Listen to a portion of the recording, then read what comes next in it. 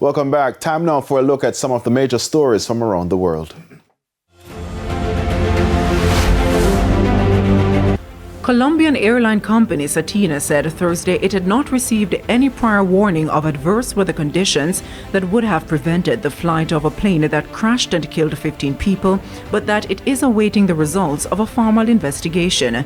The aircraft, which crashed into the rural area of the municipality of La Playa de Belén in the northeastern Catatumbo region, lost communication with air traffic control around midday on Wednesday, shortly after taking off from border city Cucuta.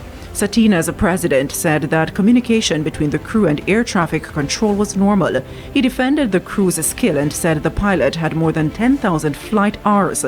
Colombia's Civil Aeronautics Authority is still investigating the cause of the crash. And the Trump administration has suggested it is planning to draw down federal forces in Minnesota if there is cooperation from officials after the fatal shootings of 2 U.S. citizens in the state. At a press conference in Minneapolis, White House Board Tsar Tom Homan vowed to continue the immigration enforcement operation, but added he wants common sense cooperation that allows them to draw down on the number of people they have in the state.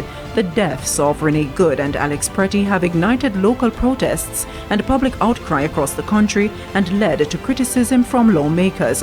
It's not clear how many federal forces might leave the city or when, raising new questions about how far the Trump administration will scale back its operation after the president said he was seeking to de-escalate in Minneapolis. And those were the top stories from around the world. I'm Nakinsky Robinson.